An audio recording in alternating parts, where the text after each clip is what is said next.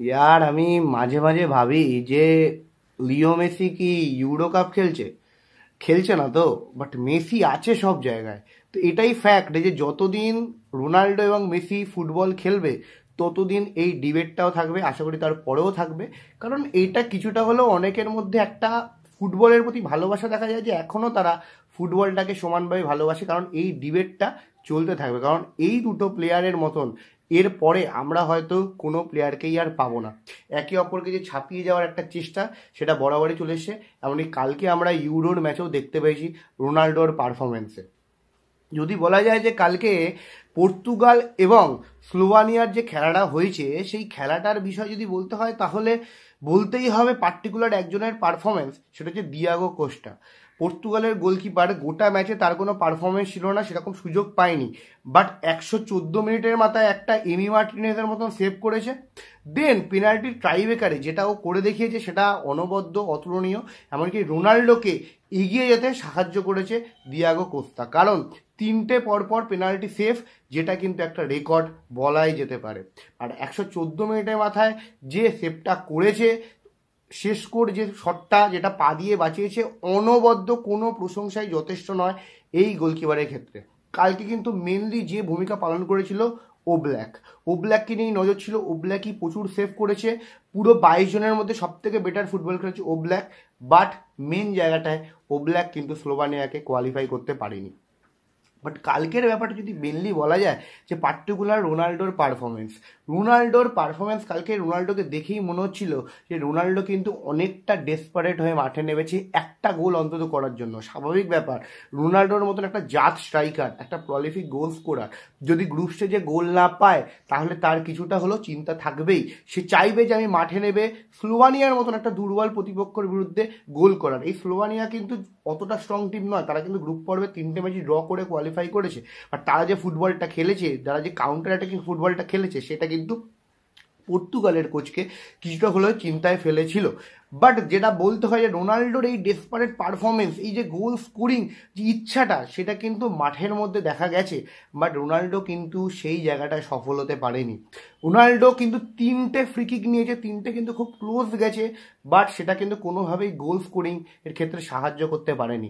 এমনকি কাল একটা জায়গাও দেখা গেছে একটু দূর থেকে ফ্রি কিক পেয়েছিল বার্নার্ডো সিলভা এবং ভিটিনিয়া, দুজনে শট মারার চেষ্টা করছিল, বাট রোনাল্ডো গিয়ে বলেছিল আমি ফ্রি কিক নেবো, দেন লম্বা বল মেরে বারের ওপর থেকে বলটা চলে যায়। তো এর থেকে বোঝা যায় রোনাল্ডো কতটা ডেসপারেট ছিল গোল করার ক্ষেত্রে। বাট সে সুযোগ পেয়েছিল 105 মিনিটে যখন পেনাল্টি পায়। বাট সেখান থেকেও রোনাল্ডো ব্যর্থ হয়, দেন রোনাল্ডোকে আমরা কান্নায় ভেঙে পড়তে দেখি। আসলে যতই আমিও বলেছিলাম যে এই পর্তুগাল টিম রোনাল্ডোর সাথে নেই, রোনাল্ডোকে পাস দিচ্ছে না, বাট কালকে কিন্তু দেখা গেল কিভাবে রোনাল্ডোকে সবাই মিলে পাম্প আপ করে দিল। দেন এখানেই বোঝা যায় যে পর্তুগালের টিমে কিন্তু এখন ইউনিটি বেঁচে আছে। তাদের যদি এই ইউনিটটাকে কন্টিনিউ করতে, তাদের কিন্তু এই ইউরোটাকে জিততেই হবে।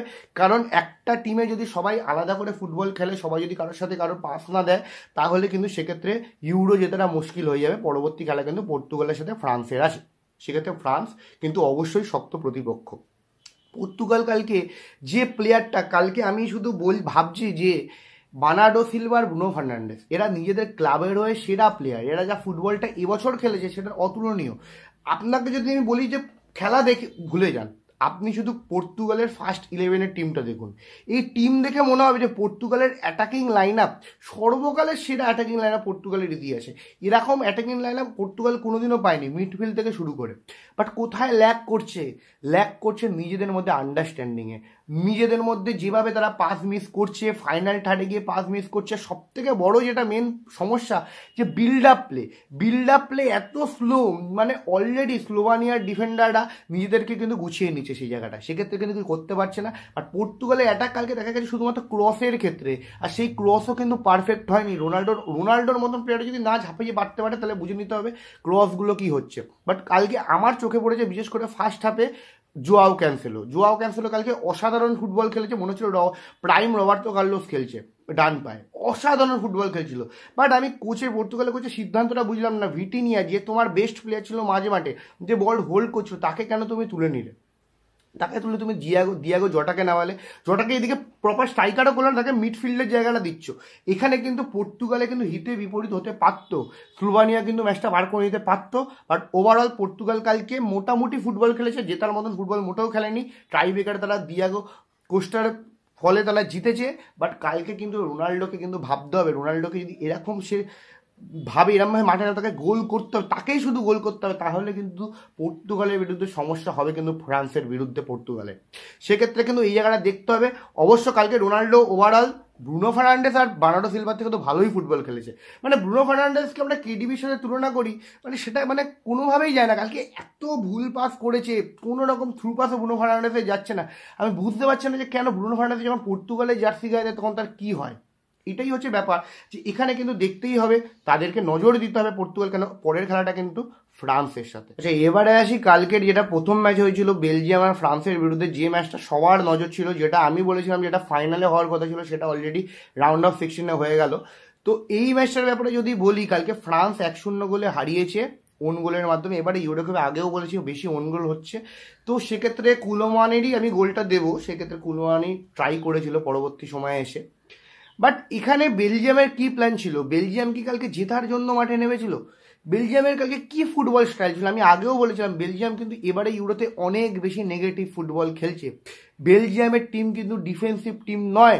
আর ফ্রান্স ওয়ার্ল্ড র্যাঙ্কিংয়ে 2 নম্বরে আছে, বেলজিয়াম 3 নম্বরে আছে। তুমি টপ 3টে টিমের মধ্যে 2টো টিম যখন খেলে, তখন তুমি কি আশা করো যে একটা টিম ডিফেন্সিভ খেলবে আর অপর টিম তাকে অ্যাটাক করবে সবসময়?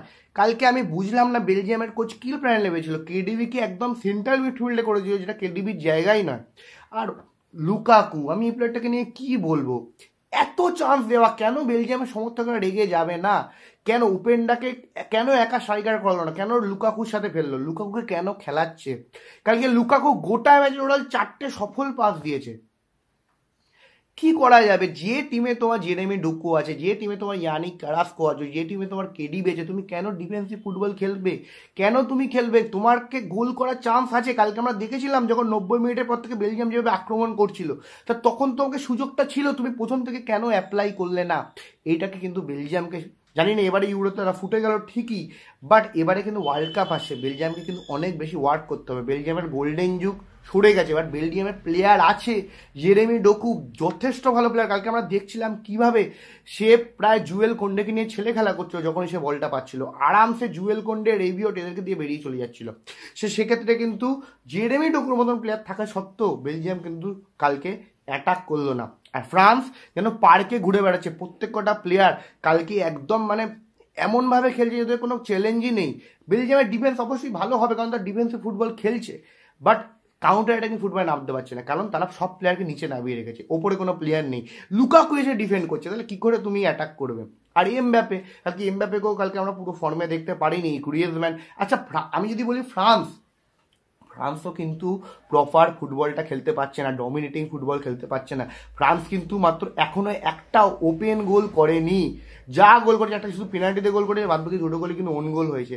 সেক্ষেত্রে কিন্তু ফ্রান্সকেও ভাবতে হবে পরের খেলাটা পর্তুগালের সাথে। পর্তুগাল কিন্তু বেলজিয়াম নয়, পর্তুগাল কিন্তু অ্যাটাক করবে, পর্তুগাল কিন্তু ডিফেন্সিভ ফুটবল খেলবে না। সেক্ষেত্রে কিন্তু তোমাকে দেখতে হবে। আর ফ্রান্সে যেহেতু এমবাপে আছে, স্পিডি স্ট্রাইকার আছে, তারাও চাইবে পর্তুগালের মতো একটা প্রতিপক্ষ পেতে, যেখানে পর্তুগাল অ্যাটাক করবে, সে তুলনায় একটা কাউন্টার অ্যাটাকে ফ্রান্সও গোল করে দিতে পারে। তো এই হলো ব্যাপার। বেলজিয়াম কিন্তু কালকে গ্রুপ পর্ব থেকে রাউন্ড অফ 16 থেকে ফুটে গেল, এবং ফ্রান্স এবং পর্তুগাল কিন্তু নেক্সট রাউন্ডে খেলবে। তো আপনাদের কার খেলা ভালো লাগলো, কোন খেলাটা ভালো লাগলো, কালকে রোনাল্ডোর পারফরমেন্সের ব্যাপারেও কিছু জানাবেন কমেন্টে। আর এই ভিডিওটা কেমন লাগলো সেটাও কমেন্টে জানাবেন। একটা লাইক করে দেবেন, অবশ্যই একটু সাবস্ক্রাইব করে দিন এবং বন্ধুদের মধ্যে শেয়ার করে দিন। ধন্যবাদ।